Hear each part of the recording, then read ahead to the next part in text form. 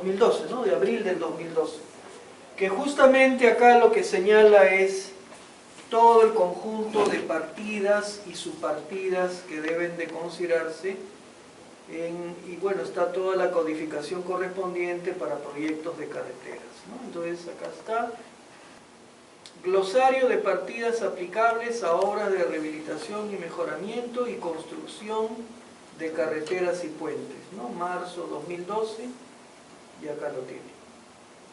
Entonces acá, por ejemplo, está 1. Trabajos preliminares. Y ahí tienen todos los trabajos preliminares y la unidad de medida. Incluso ahí está la codificación, ¿no? 101, movilización y desmovilización de equipos. 102, trazo y replanteo. 103, mantenimiento de tránsito y seguridad vial. 104, accesos a canteras, botaderos, fuentes de agua y plantas de procesamiento de materiales. Después viene la número 2, movimiento de tierras. Y movimiento de tierras, ¿qué cosa comprende? Pues ahí lo tienen también bastante detallado.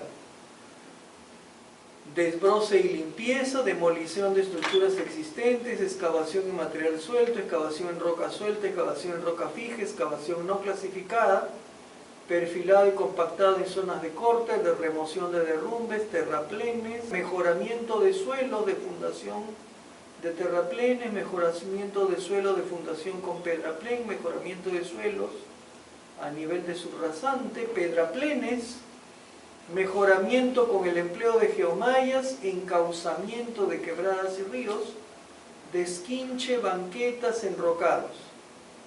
Luego viene la partida correspondiente a sus bases y bases. Afirmado granular con estabilizadores, capa anticontaminante, subbase, base granular, bases estabilizadas, base asfáltica. Pavimentos. La partida de pavimentos, ahí también la tienen, que es bastante amplia en todo lo que comprende.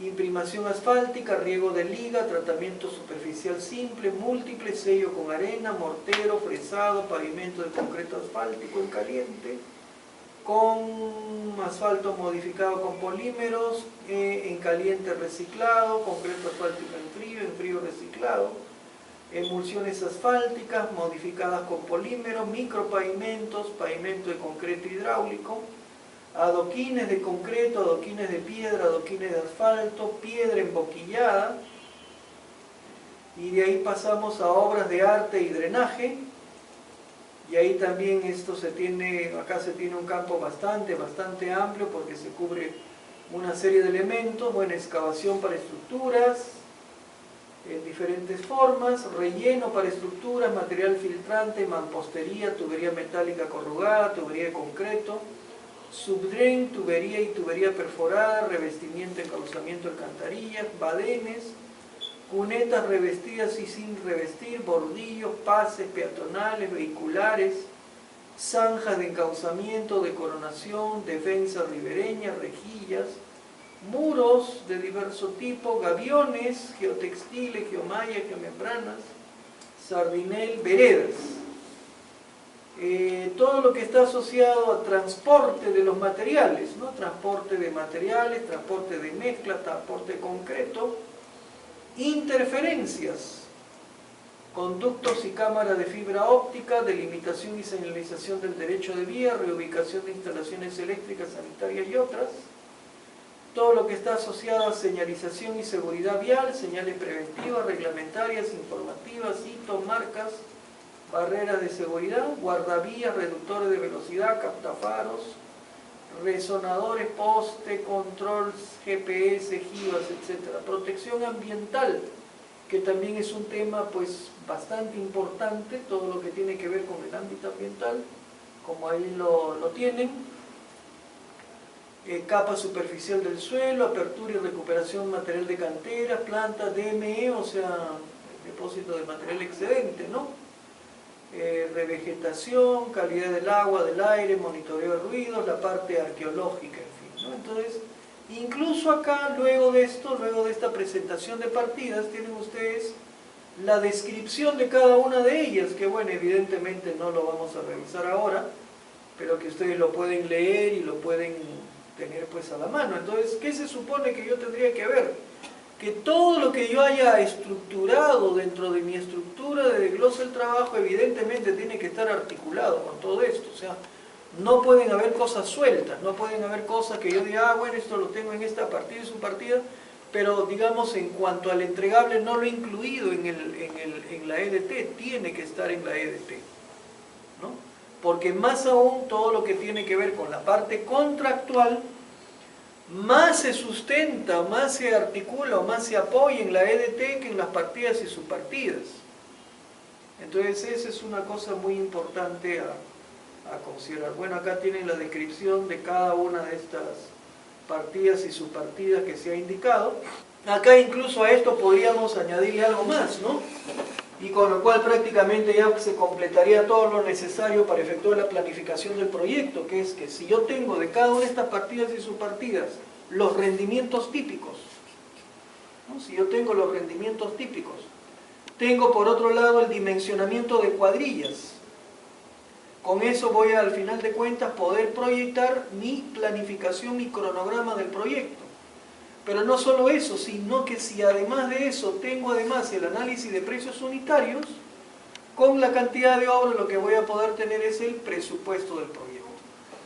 Glosario de partidas aplicables a obras de rehabilitación, mejoramiento y construcción de carreteras y puentes, pero particularmente está asociado acá al caso de puentes. Bueno, entonces acá tienen igualmente los trabajos preliminares, las demoliciones, la subestructura, todo lo asociado a la subestructura del puente, ¿de acuerdo? Todo lo correspondiente a la superestructura del puente, falso puente de madera, falso puente metálico, falso puente para montaje y desmontaje, concreto armado, postensado, pretensado y postensado de cables, encofrado y desencofrado caravista, acero de refuerzo, estructura metálica, transporte de estructura metálica, montaje de estructura metálica, pintura de estructura metálica, estructura colgante, transporte, montaje, pintura de estructura colgante, riego de ligas, todo lo que tiene que ver con accesos y todo lo que está vinculado con temas varios, ¿no? Dentro de temas varios, también nuevamente encauzamiento de ríos, defensa ribereña, reubicación de instalaciones eléctricas, sanitarias y otras, en fin, todo lo que está dentro de este ámbito, señalización y seguridad vial, protección ambiental y arqueología. Pero en este caso referido más bien al caso de puentes, ¿no? Puentes. Entonces esto, ¿ven? Entonces esto sería importante también tenerlo de la mano, o sea, esto hay que conocerlo, hay que recordarlo bien, porque digamos estas son las partidas y subpartidas tal como lo establece incluso el Ministerio de Transportes y Comunicaciones a través de esta resolución directoral. ¿Ya? Bien. Ahora, una cosa que quería mostrarles, porque es un esfuerzo, es un trabajo muy interesante y que de alguna manera está vinculado con lo que hemos mencionado, digamos, nosotros en este rato, pero digamos, esto de acá no está dentro del material, pero lo pueden ustedes perfectamente también descargar de internet, ¿no? Y digamos, ¿esto a qué cosa está referido? Está referido, digamos, a un análisis muy pormenorizado que se ha efectuado relacionado, bueno, básicamente desde el punto de vista de gestión del proyecto, ¿no? Relacionado, como dice acá, con la rehabilitación de la carretera Lima-Trujillo, ¿no? La firma que ve esto es Dharma Consulting, especialistas en Project Management, como dice ahí.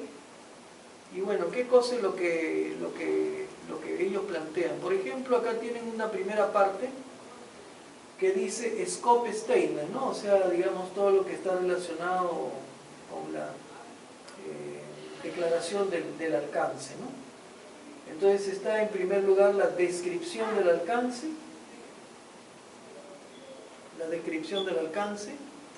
Ojo que no es la construcción de una carretera, ¿no? Sino es la rehabilitación de la carretera Lima-Trujillo. Entonces acá está descripción del alcance del proyecto. Requisitos, ¿no? Condiciones o capacidades que debe cumplir o poseer o satisfacer el producto para cumplir con contratos, normas, especificaciones u otros documentos formalmente impuestos. Y acá están los requerimientos, ¿no? Cumplir con las especificaciones de carreteras, cumplir con el índice de rugosidad IRI, tener capacidad de drenaje suficiente de forma a preservar la carretera en época de lluvias, contar con defensas ribereñas a fin de prevenir desbordes de los ríos en época de lluvias.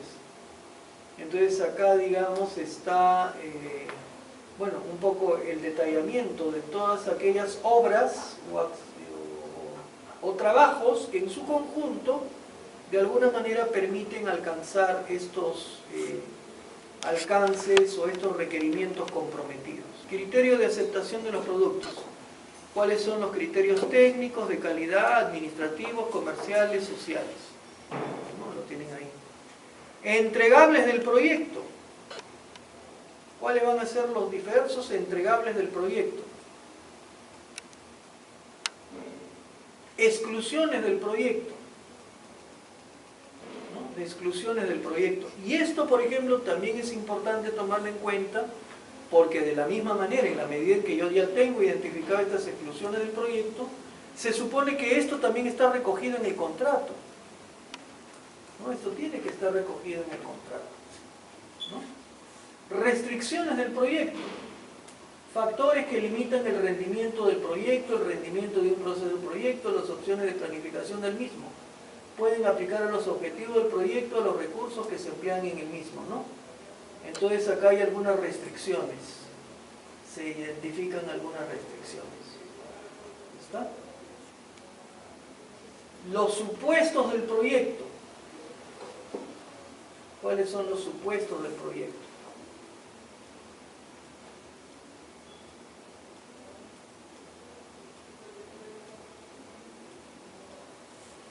Bueno, por otro lado, ¿cuáles son los objetivos? Bueno, acá una declaración, ¿no? O sea, ¿cuál es la necesidad del negocio o oportunidad que se aprovecha? ¿Cuáles son los objetivos? ¿Cuáles son los requisitos funcionales? ¿Cuáles son los requisitos no funcionales? Los requisitos de calidad, los criterios de aceptación desde el punto de vista de calidad. Acá está, como plantean, bueno, no vamos a ir al detalle, la matriz de trazabilidad de los diferentes requisitos. Y acá, por ejemplo, tienen incluso ustedes una WBS, ¿no? Que esto, como digo, ayuda muchísimo, ¿no? Ayuda muchísimo porque es una forma, digamos, gráfica, visual, de poder observar lo que comprende el proyecto, ¿no? Entonces acá lo tienen, por ejemplo, en este caso que, como digo, es un proyecto de rehabilitación de la carretera Lima-Trujillo, y acá está la WBS. Proyecto Lima-Trujillo, ese es el proyecto, en lo que es la parte de construcción, todo lo que hay en la parte de construcción, obras preliminares, explanaciones, canteras, pavimentos, señalización, readecuación ambiental puesta en marcha. En cada uno de ellos se baja al siguiente nivel, acá tienen excavaciones. Bueno, acá por ejemplo no entraba lo que era obras de arte, pero eso está dentro de la construcción. Se supone que esto está al mismo nivel de pavimento, señalización, solamente que tiene más elementos, por eso está colocado acá en la parte inferior. Y dentro de obras de alta están alcantarillas, muros, subdrenes, cunetas. Y digamos, por otra parte, si bien esto tiene que ver con la parte de construcción, por acá al mismo nivel tienen la gerencia de proyectos. Y dentro de la gerencia están los procesos de inicio, de planificación, de seguimiento y control y de cierre, ¿no? O sea, todo esto tiene que ver con la parte de gestión y todo esto tiene que ver con la parte de ejecución, ¿no? Entonces, cuando hablamos de la gestión de proyectos, que normalmente comprende pues 5 fases, que son la fase de inicio, de planificación, de ejecución, de seguimiento y de cierre. Acá por lo menos, bueno, se ha llegado proyecto nivel 1, construcción nivel 2, pavimentos nivel 3, y acá por ejemplo ya excavaciones, rellenos, pavimentos granulares, asfálticos, etcétera, alcantarillas, muros, subdrenes. Ahí estamos ya al nivel 4, ¿no? Y gerencia y proyectos nivel 2, inicio, planificación, seguimiento y control, cierre nivel 3. Acá faltaría de repente detallarlo a un nivel 4 para más o menos tenerlo pues expresado al mismo nivel, ¿no? Pero bueno, acá pueden ver justamente una expresión muy clara de una WBS, digamos, en este caso en particular, ¿no?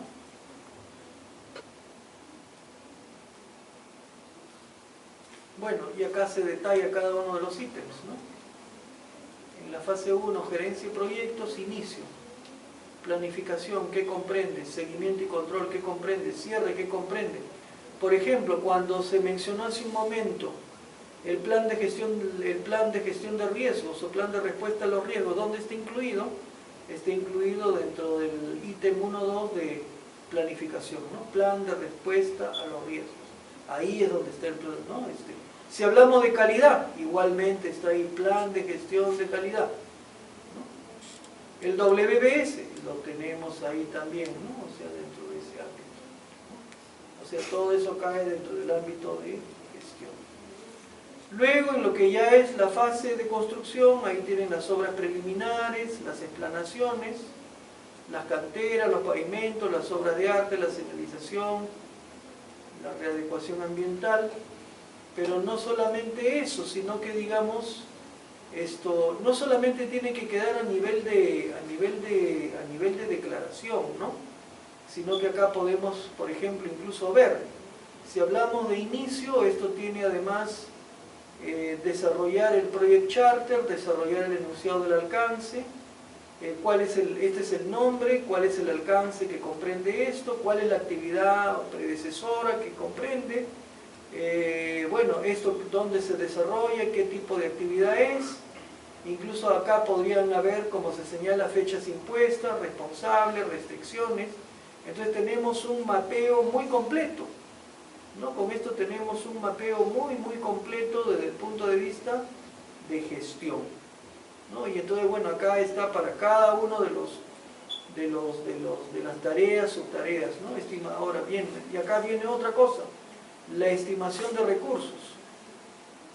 La estimación de recursos y duraciones, ¿no? Que también hay toda una plantilla para el desarrollo de esta estimación de recursos y duraciones. Primero, ¿qué cosa es lo que yo hago? Identifico las actividades. Una vez que he identificado las actividades, ¿qué cosa es lo que veo? Los recursos que demando. Luego, ¿qué cosa es lo que tengo que ver? La cantidad de trabajo que tengo que realizar. Si por otro lado yo sé cuál es, digamos, el dimensionamiento de mis cuadrillas, conozco los rendimientos, puedo saber las duraciones. Si sé las duraciones, puedo con eso armar mi cronograma. Con ese cronograma puedo tener incluso ya también la posibilidad de, con los recursos empleados y el costo de los recursos, establecer el costeo del proyecto. Y no solo el presupuesto, sino que podría tener el flujo de caja de egresos del proyecto para tener, digamos, cuál es, digamos,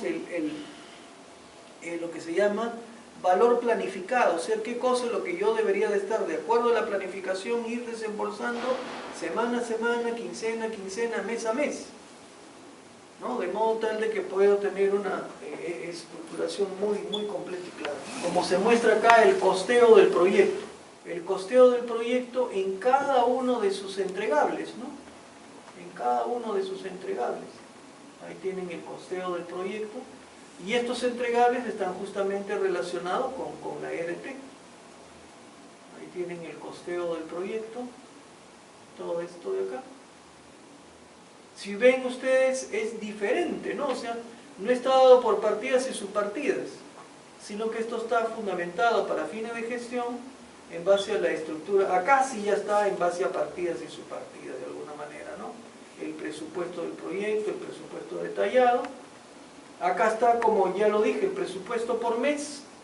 ¿Por qué? Porque, digamos, si yo sé qué cosa es lo que voy a hacer en cada semana o en cada mes, y tengo los recursos necesarios o tengo definidos los recursos que voy a requerir, puedo, digamos, armar, digamos, cuál es el presupuesto mes a mes, o sea, ahí está mi curva de valor planificado, mi curva S de valor planificado, que de alguna manera me dice cómo debería ser la evolución de desembolsos. Se supone que esta es mi línea base, esta es la línea con la cual yo voy a comparar la ejecución del proyecto para ver si el proyecto marcha o no marcha de acuerdo a lo medido.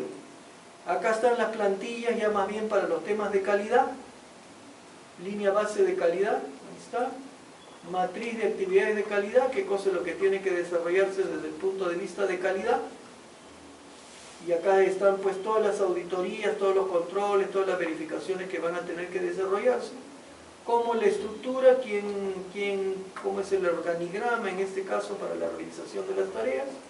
Acá está el organigrama del proyecto, y luego por acá, si no me equivoco, viene ya hacia el final, descripción de roles, Project Manager, las funciones del Project Manager, cuadro de adquisiciones del personal, plan de recursos humanos del proyecto, plan de gestión de comunicaciones del proyecto, o sea, de acuerdo a todo lo que establece pues el PMI, ¿no? Matriz de comunicaciones del proyecto, quiénes son los involucrados en toda la red de comunicaciones, cuál es el glosario de terminología que se ha manejado, plan de gestión de adquisiciones, también ese es otra área de conocimiento, todo lo que tiene que ver con las adquisiciones para el proyecto, y acá está el plan de gestión de riesgos, ¿no? Plan de gestión de riesgos, que como es justamente lo que habíamos dicho, ¿no? Acá. Planificación de la gestión de los riesgos, la identificación de los riesgos, el análisis cualitativo, el análisis cuantitativo, el plan de respuestas, el seguimiento y control, ¿no? Monitoreo y control, como quiera llamarse, ¿no? La descripción, cuáles son las herramientas en las que se basa, cuáles son las fuentes de información, cuáles son los roles y responsabilidades para esta gestión de riesgos, ¿no? Entonces, acá lo que más bien vamos a tratar de mencionar brevemente es la parte de riesgos, de modo tal de que incluso ustedes traten de, así como han trabajado el tema de la WBS, más bien traten de trabajar en unos pocos minutos lo que vendría a ser la estructura del desglose de riesgos, ¿no? Bueno, una de las partes más importantes justamente, y esto por ejemplo en el caso de proyectos viales, proyectos de carreteras es muy importante, porque son proyectos que, como lo dijimos antes, no son proyectos muy predecibles, ¿no? Porque si yo tengo que construir un edificio como de este hotel, prácticamente todo va a manejarse dentro de los parámetros que yo tenga establecidos. Mientras mi edificación responda a los parámetros establecidos por el municipio, ¿no? Sobre las características, áreas libres, en fin, retiro municipal, altura, número de pisos, etcétera, en fin. Mientras yo respete eso, que son los parámetros que fija la municipalidad, lo demás que ya tenga que ver con las obras diversas, que voy a tener que hacer excavaciones, obras de concreto, acabados, etcétera, va a manejarse dentro de parámetros muy claros, muy precisos, más o menos definidos. Pero cuando hablamos de una carretera hay muchas situaciones inciertas que pueden ocurrir a la hora que hablamos del trazo de una carretera. Entonces eso da lugar a que normalmente este tipo de proyectos particularmente estén sujetos a diversos riesgos, ¿no? Y que, como dice, ¿qué cosas son los riesgos? ¿Qué son los riesgos? Riesgo es un evento o condición incierta que, si sucede, tiene un efecto en por lo menos uno de los objetivos del proyecto, que ya los hemos dicho cuáles eran, que son el alcance, el tiempo, el costo y la calidad. Los riesgos tienen su origen en la incertidumbre y se ubican siempre en el futuro, ¿no? Entonces, por ejemplo, cuando una de las partes importantes es justamente primero identificarlos, porque claro, luego ya voy a analizarlos, y haré un análisis cualitativo, un análisis cuantitativo, veré cuáles son de mayor impacto, cuáles son más recurrentes, cuáles tienen mayor probabilidad de ocurrencia, en fin, qué sé yo, pero lo primero es identificarlos, porque luego de que los haya identificado pasaré a analizarlos y luego elaboraré el plan de respuesta. Pero por ejemplo en la identificación de los riesgos, acá por decir tienen un pequeño cuadro que, digamos, más o menos me describe cómo estructuro una RBS. Entonces acá tienen el proyecto y podría hablar de riesgos técnicos, podría hablar de riesgos externos, podría hablar de riesgos vinculados con la realidad de la empresa, y podría hablar de riesgos vinculados con la gestión del proyecto. Y dentro de cada uno de estos, a su vez, riesgos técnicos, vinculados con los requisitos, con la tecnología, con la complejidad de interfaces, la calidad, etcétera. Riesgos externos, vinculados con los subcontratistas, con el marco regulatorio, con el mercado mismo, con el cliente, con las condiciones climatológicas. Riesgos vinculados con la empresa o con la organización misma que acomete el proyecto, que tienen que ver con recursos, financiación, priorización, y riesgos vinculados con la gestión del proyecto, que están en estos ámbitos, ¿no? De la planificación, control, comunicación, etcétera, ¿no? Y como dice, este es un ejemplo de una estructura de desglose de riesgos, ¿no? Pero esto también es muy importante verlo. Y también de alguna manera debiera de quedar evidentemente expresado o de alguna manera documentado a la hora que yo suscribo un contrato. O sea, ¿qué pasa si tal riesgo sucede? ¿Es mi responsabilidad o no lo es? ¿No? O sea, y eso tiene que estar en blanco y negro. Pero para eso, ¿qué cosa es lo que yo tengo que haber hecho? Tengo que haber hecho un esfuerzo de identificar todos los riesgos del proyecto. Y digamos ahí no es una cuestión de que, pucha, me olvidé de esto, ¿no? Sino que tengo que haber hecho el esfuerzo de haber identificado todos, absolutamente todos los riesgos que el proyecto puede enfrentar, ¿no? Y en ese escenario tengo que ponerme en el escenario futuro. O sea, a mí me están encargando este proyecto.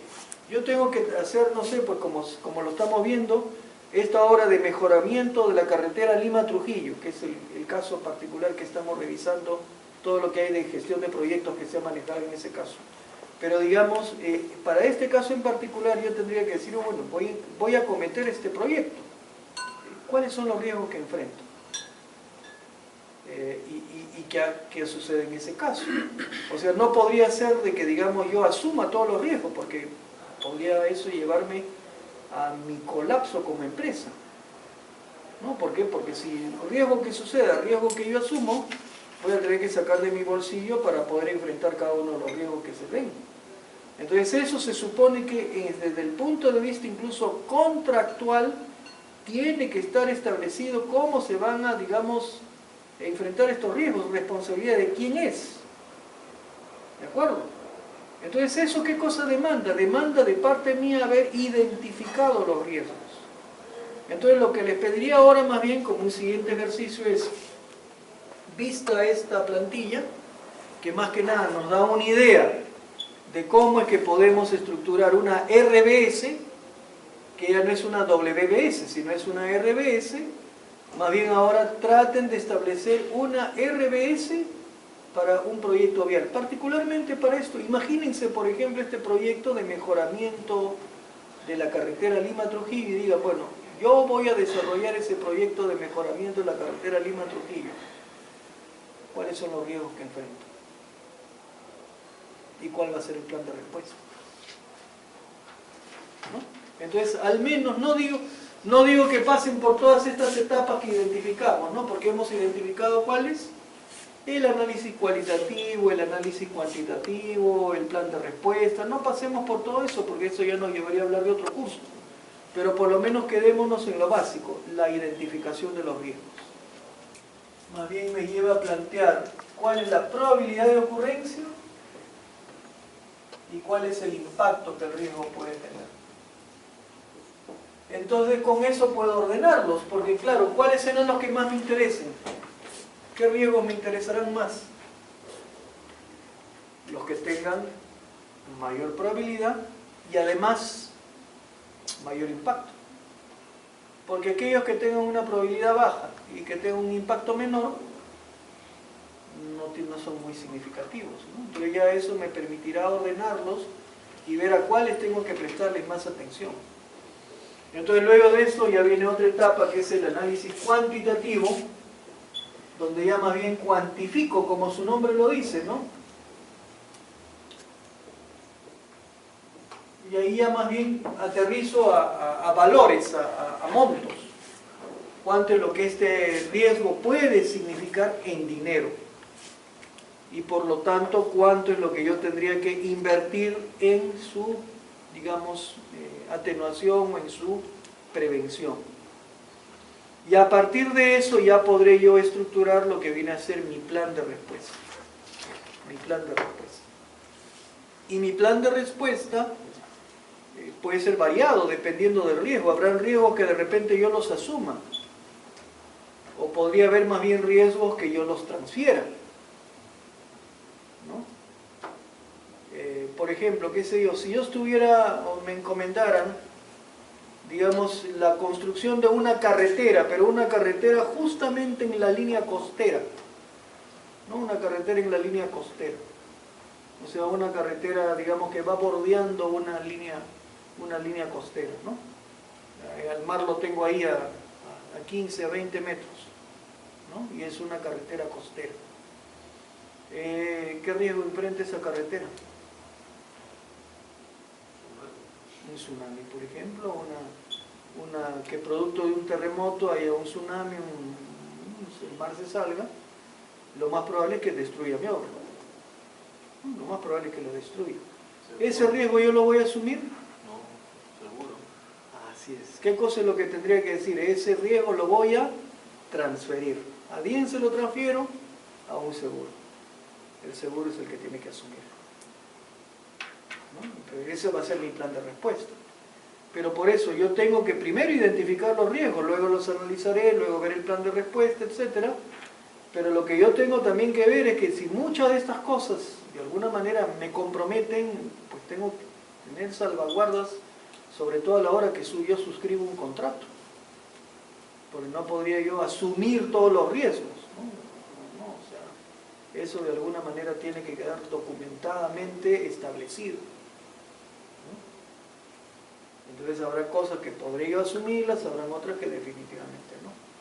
Pero por eso es importante tener el análisis, bueno, primero la identificación, ¿no? Primero la identificación,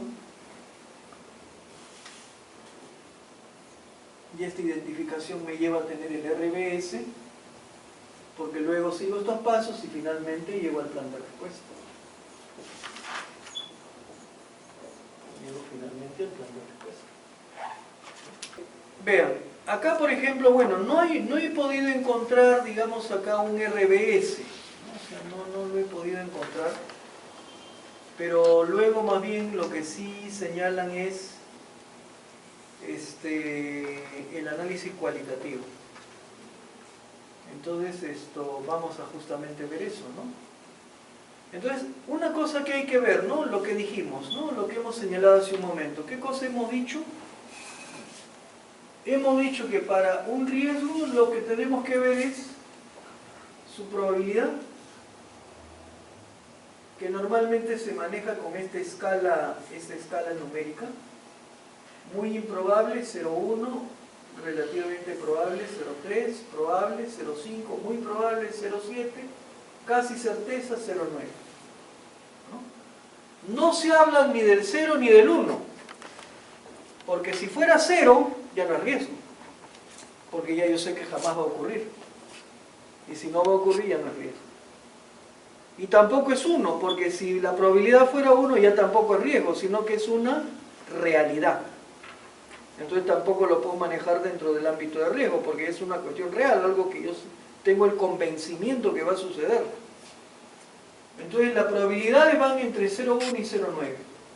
Y acá se cataloga también el impacto. Y cuando el impacto es bajo, normalmente la puntuación es 0,5. Si ustedes ven acá, la escala no es lineal, acá es lineal, pero acá no es lineal. Acá es 0,05, un impacto muy bajo, un impacto bajo 0,10, un impacto moderado 0,2, un impacto alto 0,4 y un impacto muy alto 0,8. ¿Y por qué es no lineal? Es no lineal porque lo que se trata de dar con esta puntuación 0,4 y 0,8, mayor peso a todos los riesgos que tienen un alto impacto, alto o muy alto, y más bien los que tienen muy bajo impacto, darles una puntuación, un valor bastante pequeñito, con lo cual prácticamente los puedo dejar de lado.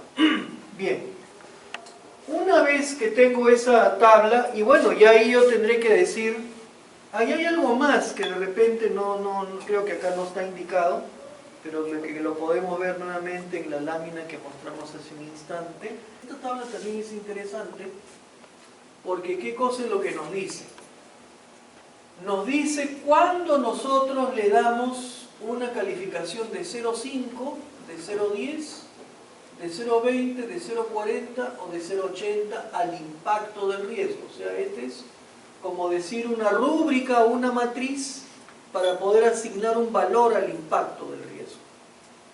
Y eso dependiendo de cómo ese riesgo impacte en el costo, impacte en el tiempo, impacte en el alcance o impacte en la calidad.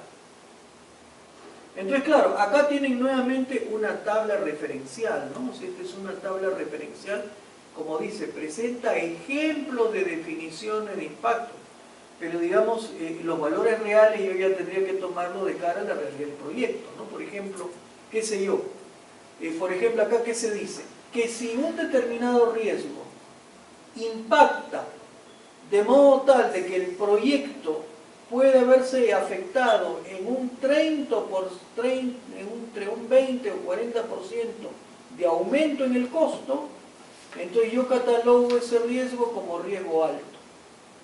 Pero la pregunta podría ser, ¿por qué entre 20 y 40%?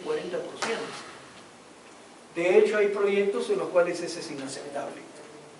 Si yo contratara, por ejemplo, con un promotor, digamos, de proyectos retail, de centros comerciales, y por ejemplo yo me responsabilizo por la construcción de un Mall Aventura Plaza, ¿podrá ser que mi proyecto tenga un incremento de costo del 40%? ¿El cliente me lo va a aceptar? No, probablemente que no. Entonces, digamos, para mí en un proyecto de ese tipo, de tipo retail, probablemente yo más bien diría que cuando ya el incremento está por el orden de un 5%, ya es un impacto altísimo. Y cuando esté en el orden de un 10% es un impacto muy alto. Entonces, ese valor, esos porcentajes dependen mucho de la naturaleza del proyecto. O sea, nuevamente este cuadro es un cuadro referencial. Pero lo que nos dice es cómo nosotros podremos establecer una matriz que nos relaciona la afectación que el impacto tenga, que el riesgo tenga en el costo, en el tiempo, en el alcance, en la calidad, para de ese modo poder nosotros establecer cuál es el valor numérico que le damos al impacto. Entonces, esta matriz yo tendría que establecerla. Si yo no tengo la capacidad de hacerlo, tendría que valerme de juicio experto para poder establecer esta matriz. Entonces, de modo tal de que cuando yo diga, bueno, carambas, qué sé yo, si el incremento en el plazo se ve incrementado en 15%, a ver, plazo incrementado en 15%, ¿cómo es? Impacto alto, 0,4. ¿No? Pero digamos, esa matriz yo tendría que elaborarla o alguien tendría que elaborarla por mí. De modo de que para cada uno de los riesgos yo pueda ver cómo ese riesgo impacta en el alcance, impacta en el tiempo, impacta en el costo, impacta en la calidad, y de acuerdo a ese nivel de impacto asignarle el valor numérico que corresponde. Esto, por ejemplo, es muy importante tomarlo en cuenta, porque esta es justamente la matriz que nos permite valorar numéricamente el impacto en cada uno de los objetivos del proyecto, que puede ser costo, tiempo, alcance o calidad. Y esto para cada uno de los riesgos. O sea, para cada uno de los riesgos yo tendría que asignarle el valor numérico que corresponde. Entonces, si volvemos acá, por ejemplo, ahí está el valor numérico, ahí está dado. Son dados, ya están establecidos ya. Ese valor numérico de 0,5, 10, 20, 40, 80, si eso lo plantea el PMI. Pero lo que yo tendría que decir es cuándo para mí es 0,05 o cuándo para mí es 0,40. Eso lo tengo que decir yo. O sea, el PMI me dice, si tu riesgo tiene un impacto muy bajo es 0,05. Si es bajo, 0,10. Si es moderado, 0,20. Si es alto, 0,40. Si es muy alto, 0,80. Pero yo soy quien tiene que decir cuándo es 0,80. Pero para sacar ese dato debe haber Es subjetivo. Es en cierta forma subjetivo, pero más que nada basado en juicio experto. Es basado en juicio experto, ¿no? O sea, digamos, claro, si yo no tengo la experiencia, o sea, si yo he transitado por 20 proyectos viales, Ya yo sé, pues, ¿no? Entonces ya yo sé cuál es la puntuación que le voy a dar a cada cosa. ¿Por qué? Porque ya tengo el expertise, ya tengo el feeling, ya tengo el conocimiento. Pero si no lo tengo, tendría que basarme en el juicio experto. O sea, alguien tendría que asignarlo por mí. ¿De acuerdo? Y decir, no sabe qué, esto impacta así en el proyecto, entonces esto, dale la calificación de moderado, por ejemplo, ¿no? Entonces acá, ¿qué se dice? Luego, ¿qué cosa se efectúa? Se efectúa el producto de la probabilidad por el impacto. Por ejemplo, si yo tengo 0,9 por 0,8, ¿no? 0,9 por 0,8, o sea que tenga casi certeza y además un impacto muy alto, el producto va a ser 0,72. 0,72, ¿qué tipo de riesgo sería? Sería un riesgo pues muy alto, ¿no? Sería un riesgo muy alto. ¿No? Entonces, por ejemplo, acá, ¿qué cosa es lo que estos señores efectuaron en este proyecto? Y es muy interesante verlo, porque es justamente un esfuerzo de todo lo que han sido los riesgos identificados. Por ejemplo, descripción del riesgo que dice acá, ¿no? Paralizaciones de la obra por oposición a la construcción de la rehabilitación de la carretera Lima-Trujillo. Causa raíz, conflicto de intereses entre los pobladores de Lima, Carmen Alto y Chilca. Trigger, o sea, ¿cuál sería el factor desencadenante, no? La ruptura del diálogo entre las partes. ¿Qué cosa se vería afectado? El proyecto completo. ¿Cuál es la probabilidad que esto tiene? La probabilidad la han considerado relativamente baja, 0,3. ¿En qué medida se ve afectados los objetivos del proyecto?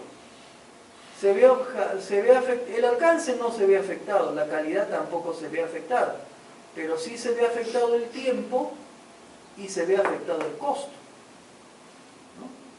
Porque si hay paralizaciones de obra que me retrasan, evidentemente el plazo se incrementa y por otro lado mis gastos generales siguen corriendo y mi pago de planilla sigue corriendo. Entonces igualito mis costos se incrementan. Entonces acá está el efecto, acá ya se le ha dado la calificación de 0,40 y de 0,20. 0,40 y 0,20. El producto de 0,40 por 0,3 me da 0,12. Y el producto de 0,3 por 0,2 me da 0,06. O sea, el total de probabilidad de impacto de este riesgo es 0,18. El total de la probabilidad de impacto de ese riesgo es 0,18. ¿Qué tipo de riesgo considero? Moderado, ¿no? Menor a 0,30 pero mayor que 0,10 es un riesgo moderado. ¿De acuerdo? Pero ese es un riesgo. Ese es un riesgo. ¿Qué cosa es lo que yo tengo que hacer? Tengo que hacer este ejercicio para todos los riesgos. ¿Lo ven ustedes acá? Todos los riesgos. ¿Y cuántos riesgos creen que pueden haber? ¿No? 5, 10, 20. ¿No? Pueden haber un montón de riesgos, ¿no? Pueden ver acá, todos los riesgos siguen. ¿No? Siguen acá. Siguen. Y bueno, ya acá entran más bien al plan de respuesta. Por ejemplo, acá entran al plan de respuesta. Claro que acá, por ejemplo, la identificación de riesgos se ha quedado de repente en no muchos riesgos, pero digamos, podríamos perfectamente llegar a una identificación de riesgos en la cual yo tenga 50, 60 riesgos, tranquilamente. O sea, un proyecto podría enfrentar una cantidad de riesgos muy grande, ¿no? Entonces, y bueno, acá ustedes ven que le han dado una puntuación a cada uno de los riesgos. Y acá, por ejemplo, hay un riesgo con puntuación 0,30, con 0,36, con 0,36, 0,20. Acá 0,77, por ejemplo, riesgo muy alto. ¿Cuál es ese? 0,77. Interrupción de trabajo por no haber culminado los trámites de expropiación de los predios afectados. Demoras en la gestión del patio. Imposibilidad de ingresar al terreno de trabajo.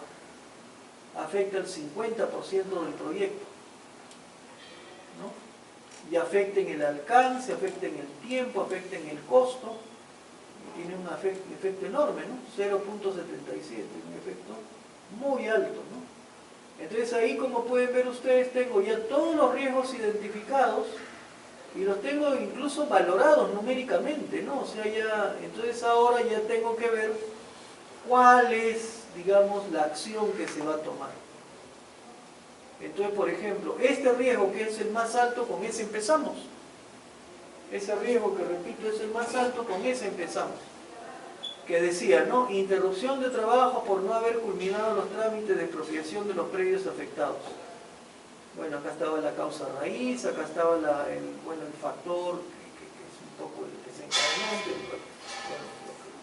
el momento esencial que de alguna manera se asocia a ese riesgo. ¿Qué cosa es lo que se ve afectado? ¿Cuál es la probabilidad por impacto que hemos visto que es 77, muy alto? ¿Quiénes son responsables de que se genere este riesgo? ¿Y cuáles son las acciones, ¿no? ¿Cuál es el plan de respuesta? ¿No? Entonces acá está revisión del estado situacional del PACRI, informar a las entidades de las afectaciones, acordar con la entidad y propietarios plazos para resolver estos problemas, y bueno, tipo de respuesta, mitigar, transferir, quién es el responsable de la respuesta, cuál es la fecha, antes y durante la ejecución, antes y durante la ejecución, y cuál es un plan de contingencia, comunicación permanente con la entidad y con los propietarios de los terrenos expropiados. Pero, por ejemplo, eso es algo que tiene que quedar claramente documentado. Entonces, y así ustedes pueden ver que luego de esto ya van bajando en orden, ¿no? Acá, por ejemplo, los que tienen impacto 0.24, 0.24, 0.21, ¿cuál es la respuesta que se da? 0.18, ¿no? ¿Cuál es la respuesta que se da? Y más bien acá lo que hay es, lejos de una amenaza, más bien hay una oportunidad. Claro, todo riesgo de alguna manera puede ser negativo para unos, pero puede ser beneficioso para otros, ¿no? Por ejemplo, qué sé yo, yo estoy construyendo un edificio, estoy en el proceso de obra de una edificación y ocurre un terremoto de gran magnitud. Y de repente, qué sé yo, ya estaba avanzando incluso en un edificio, digamos, de oficinas, y en ese edificio de oficinas ya yo estaba avanzando y de manera importante en todo lo que era la colocación del muro pantalla, o sea, de todo lo que es el frontis de vidrio en todo el edificio, y resulta que ocurre el terremoto y el 50% de mis vidrios se quebraron. ¿Qué cosa ha sido eso? La ocurrencia de un riesgo que para mí es una amenaza. Pero ¿para quién es una oportunidad? Para el vidriero, pues para el fabricante de vidrios.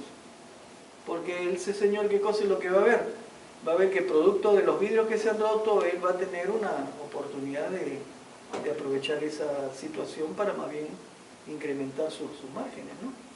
Digamos, el manejo que ha habido en este caso es un manejo absolutamente relacionado, vinculado con lo que señala el PMI. Entonces, este documento en realidad yo les pediría verlo con bastante... Voy a ver de proporcionárselo también a Carla, porque aunque ustedes lo pueden descargar de internet, porque simplemente basta con que busquen rehabilitación de la carretera Lima-Trujillo, busquen ahí Dharma Consulting, y digamos pueden encontrarlo en internet, ¿no? Pero digamos sería muy interesante que ustedes revisen este documento, porque este documento de alguna manera sintetiza todo lo que hemos visto en la sesión de la mañana, ¿no? Porque nos habla de todo lo que es la gestión del alcance, nos habla de la gestión del tiempo, nos lleva a transitar por el tema de costos, nos ve el tema de comunicaciones, de adquisiciones, el tema de riesgos. Entonces todo lo que es la gestión del proyecto está en ese documento, está plasmado de una manera muy estructurada, muy clara. Y particularmente en relación a un proyecto vial, o sea que digamos es el mejor ejemplo que puede haber. Entonces claro, ustedes dirán, oye, pero esto ¿cómo lo vinculamos con los contratos con el Estado? Porque los contratos con el Estado tienen otra forma de... Pero digamos, siempre es posible, digamos, una cosa muy importante es que yo por lo menos conozca hasta el mínimo detalle de mi proyecto, tanto en lo que es el alcance, tanto en lo que son los riesgos, tanto en lo que son diferentes aspectos vinculados con la gestión y la planificación del proyecto. de modo tal de que a la hora que, digamos, se formule un contrato, aun cuando lo tengo que hacer como una entidad pública, pero de todas maneras a la hora que incluso si yo no lo voy a hacer directamente la gestión del contrato, lo va a hacer de repente un estudio de abogados, porque estamos hablando de un proyecto de gran envergadura, y seguramente eso se va a canalizar a través de un estudio de abogados, pero de todas maneras yo ya sé qué cosas son los detalles que no pueden perderse de vista, que no pueden dejar de estar documentados, que no pueden dejar de estar presentes en el contrato que van a suscribir las partes. Entonces eso es muy importante.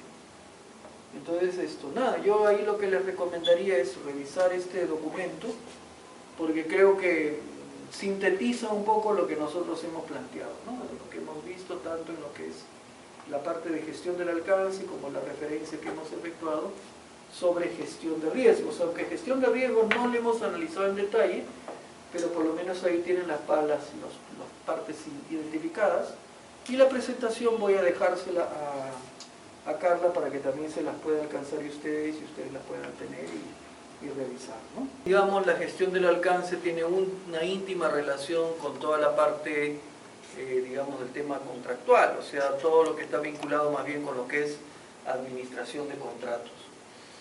Y dentro de esto, una de las cosas que, bueno, incluso rescatamos fue, por ejemplo, este caso práctico que incluso está disponible ahí en internet, en el cual se ve cómo se gestiona una serie de aspectos relacionados con el alcance, con el tiempo, con los costos, con los riesgos de un proyecto, digamos, de rehabilitación de una carretera, como es el caso pues, de la carretera Lima-Trujillo.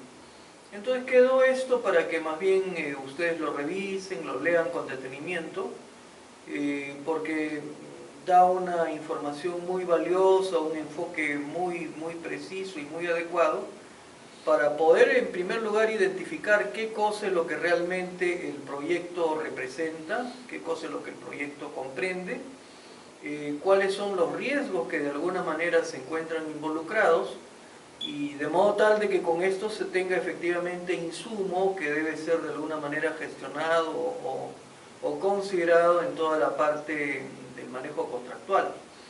Entonces, bueno, esto es lo que vimos en la mañana. En realidad revisamos también una presentación que ha sido esta sobre gestión del alcance, que la revisamos íntegramente. Hay otra presentación más bien sobre gestión de riesgos, que en todo caso veré de alcanzársela a Carla para que esté disponible y que ustedes la tengan, aun cuando no está formalmente incluida como parte del material del curso. Más bien ahora lo que vamos a ver de hacer es entrar ya a lo que es más la esencia misma del tema contractual, de los tipos de contratos, por otro lado revisar cuáles son las fases que yo puedo identificar en un proyecto para en base a eso también establecer o definir con precisión cuál es el alcance que está comprometido, cuál es el alcance esperado en las diferentes fases de un proyecto. Y bueno, todo esto de alguna manera nos llevará incluso a hablar de los diferentes tipos de proyectos que pueden estar asociados a una responsabilidad de solo ejecutar la construcción o la realización del proyecto, pero también podría ser un proyecto que involucre el desarrollo de toda la parte de ingeniería. O sea, hay muchas modalidades contractuales, aun cuando, claro, una cosa que también hay que reconocer es que en nuestro medio una de las limitaciones que probablemente existen es las regulaciones o las formas mediante las cuales en muchos casos se desarrollan los proyectos de acuerdo a las normativas y de acuerdo a las limitaciones o parámetros que existen, sobre todo cuando tenemos que digamos, pensar en el desarrollo de obras que se contratan con el Estado, con las entidades públicas. Bueno, pero digamos, si bien todo eso amerita seguramente, y eso es algo que esperemos haya de ocurrir en el tiempo venidero, en revisar y actualizar cómo debe ser todo el tema de contratación de proyectos de construcción con el Estado, de todas maneras creo que sería interesante revisar pues estos aspectos que tienen que ver, uno con el ciclo de vida y la fase de un proyecto, otro con las formas contractuales, en fin, y tener un abanico de todas las posibilidades que realmente existen en la industria de la construcción, particularmente para proyectos de infraestructura y particularmente pues para proyectos que tienen que ver con la ejecución de carreteras. Bueno, una cosa que primero podríamos ver es, como se señala acá, el ciclo de vida de un proyecto. Se inicia con la identificación de un problema, de una necesidad o de una oportunidad que requiere una solución. Pasa por la consideración de las distintas fases que justamente se ilustran en el gráfico, ¿no? Una fase de preinversión, una fase de inversión, una fase de operación y más bien una evaluación ex post, ¿no?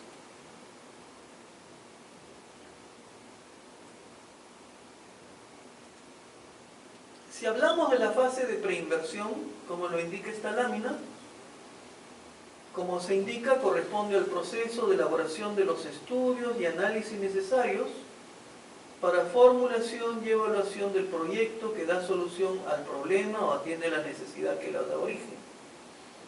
Normalmente acá el resultado en esta base es una decisión preliminar, digamos, vinculada con la realización o no del proyecto o de la inversión.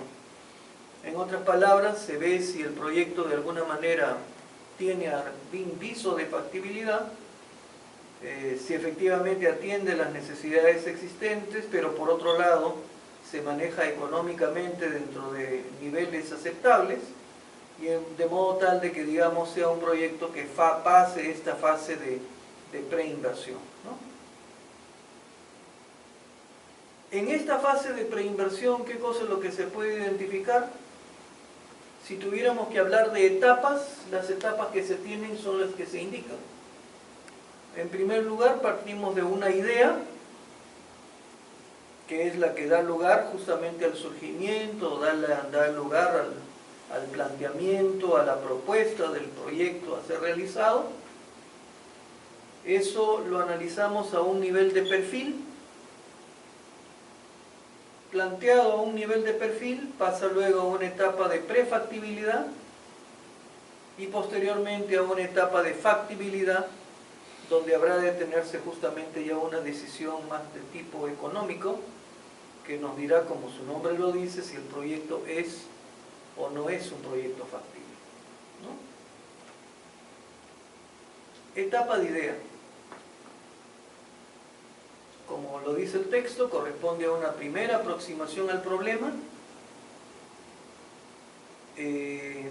identificar claramente la necesidad, el requerimiento o la oportunidad que se plantea, que puede ser perfectamente aprovechada, y en base a ello el planteamiento de la posible solución y del proyecto que de alguna manera atendería pues esa solución o brindaría esa posibilidad de aprovechar aquella oportunidad que se nos plantea, ¿no? Entonces, como se dice, es una primera aproximación, ¿no? Simplemente, acá no hay cálculos, acá no hay trabajos de campo, acá no hay, qué sé yo, pruebas de laboratorio, acá no hay una ingeniería de detalle, acá simplemente lo que hay es una primera aproximación al problema planteado, a la necesidad, y a la oportunidad que exista de aprovechar una circunstancia favorable a través de la formulación y del desarrollo de un determinado proyecto.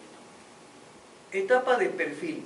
Como lo dice el texto, en este caso, en esta etapa se realiza la formulación y evaluación de posibles alternativas, partiendo de la información que proviene principalmente de fuentes de origen secundario. Entonces, igualmente, acá no es que desarrollemos pues trabajos de campo, digamos que vayamos, qué sé yo, un equipo del área de geotecnia, o un equipo del área de hidrología, o un equipo del área de geología, a desarrollar trabajos de ingeniería básica, sino que se trabaja con fuentes, como se señala ahí, de origen secundario, y lo que se hace es formular y plantear la evaluación de distintas opciones que pueden haber para dar solución al caso que tenemos entre manos. Entonces, como se identifica ahí, tenemos varias alternativas. Todavía no tenemos una alternativa elegida, sino que tenemos varias alternativas o varias opciones sobre la mesa. ¿Cuáles son los resultados que se espera de esta etapa, ¿no? De esta etapa que, repito, a nivel de perfil? Descartar alternativas no factibles, seleccionar alternativas que posiblemente sean factibles, con las cuales podamos avanzar a una siguiente etapa, seleccionar aquella alternativa que técnica y económicamente resulte aparentemente la mejor entre las alternativas estudiadas, ¿no? Y que, digamos, de alguna manera pueda ser vista a este nivel como la alternativa más conveniente, lo cual no quiere decir que necesariamente lo sea, porque ya los estudios que vengan más adelante serán los que confirmen efectivamente la idoneidad, la viabilidad, la conveniencia de la alternativa que nosotros a este nivel podamos considerar apropiada. Y por otro lado, como dice también, se espera mientras la autoridad adopta una cierta decisión. Esa autoridad podría ser una entidad, la entidad convocante, la entidad que de alguna manera está impulsando, o está propiciando, está motivando el desarrollo, pues, del proyecto, ¿no?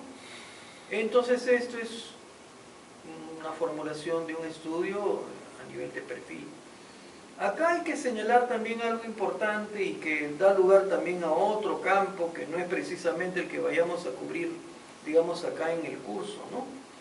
Pero, digamos, uno de los grandes vacíos o de las grandes dificultades que existe, sobre todo en nuestro medio, es en muchos casos la incapacidad o la falta de competencia para poder desarrollar incluso estudios a nivel de perfil, ¿no? Es algo que muchas veces sucede, sobre todo si hablamos de planteamientos o de iniciativas, de proyectos de inversión pública, que, como bien se sabe, bueno, todavía hasta la fecha estos tienen que ser presentados y tienen que ser evaluados. Primero tienen que ser formulados y luego tienen que ser evaluados de acuerdo a los lineamientos del SNIP. Sin embargo, algo que se da en nuestro medio es que, pues, en muchos casos no hay la competencia necesaria para formular proyectos debidamente estructurados, debidamente planteados, que puedan justamente merecer una revisión y aprobación por las entidades que de alguna manera corresponde aprobar y dar luz verde a proyectos de este tipo, ¿no? Etapa de prefactibilidad. Acá se supone que ya tenemos una mayor precisión, una mayor definición de muchos parámetros, tenemos información más certera que nos permite dar una mejor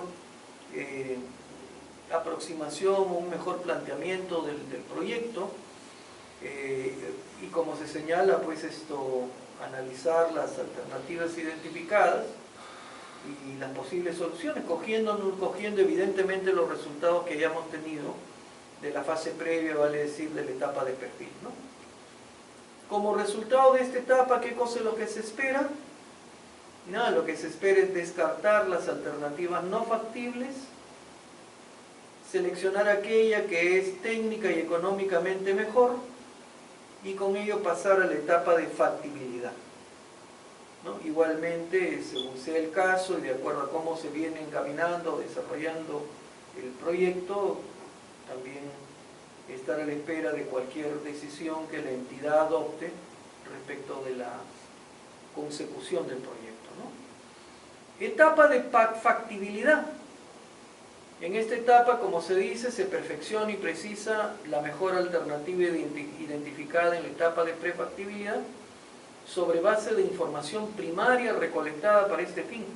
Y como resultado de esto se pasa a la etapa de diseño ya en la fase de inversión del proyecto, ¿no? O sea, si es que el proyecto efectivamente resulta factible, ya pasaremos a una etapa de ingeniería, una etapa de estudio de detalle, que nos permita tener ya el proyecto, pero ya formulado a un nivel tal que luego pueda ser ejecutado, ¿no? O sea, arribar a planos que permitan la realización misma del proyecto. Esta es una etapa en la cual no es que, digamos, necesariamente el proyecto pueda tener luz verde. Puede ser que acá, justamente en el momento en que se hace, como se dice acá, una indagación, una investigación en base a información primaria.